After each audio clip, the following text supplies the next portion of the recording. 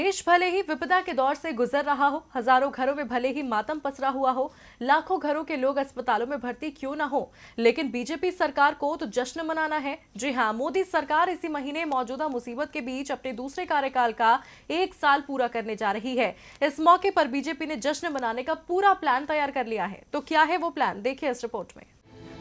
स्वास्थ्य मुसीबत के बीच जिस देश में अब सैकड़ों नहीं हजारों की संख्या में मामले सामने आ रहे हों और वहां की सरकार जश्न मनाने की तैयारी कर रही हो, तो आप क्या कहेंगे?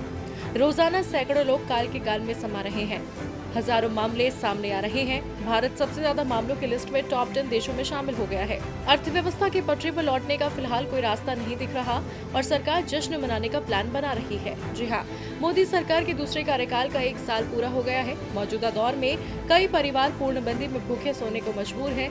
लोगों के हाथों से रोजगार छिन गया है, लोगों को भविष्य का डर सता रहा है और हर क्षेत्र में कारोबार ठप हो गया है।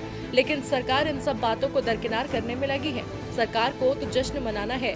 हाँ, सरकार जश्न के दौरान गृह मंत्रालय की गाइडलाइंस का ध्यान जरूर रखेगी। सामाजिक दूरी का पालन करते हुए ही 750 वर्चुअल रैलियां और 1000 वर्चुअल प्रेस कॉन्फ्रेंस करेगी। बीजेपी अध्यक्ष जेपी नड्डा ने कहा है, प्रधानमंत्री मोदी द्वारा लिखित एक पत्र जिसमें आत्मनिर्भर भारत का संकल्प, विश्व कल्याण हेतु भारत की भूमिका और मौजूदा मुसीबत के फैलने से बचाव के लिए सावधानियां और स्वस्थ रहने के लिए अच्छी आदतों के संकल्प के आह्वान को देश भर में 10 करोड़ घरों तक पहुंचाना है। इस दौरान पार्टी कार्यकर्ता अपने अपने मंडल में लोगों को मास्क और सैनिटाइजर बांटेंगे। भले ही बाकी देश मौजूदा मुसीबत की रोकथाम के लिए काम करने में व्यस्त हैं और वहीं हमारी सरकार अपने प्रचार प्रसार में व्यस्त नजर आ रही है। सत्ताधारी बीजेपी को मौजूदा मुसीबत से निपटने के लिए रणनीति तैयार करनी चाहिए, लेकिन बीजेपी अध्यक्ष फेसबुक लाइव से संबोधन की तैयारी कर रहे हैं।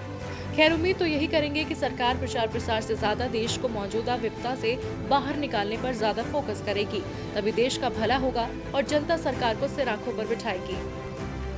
डीबी लाइव की रिपोर्ट।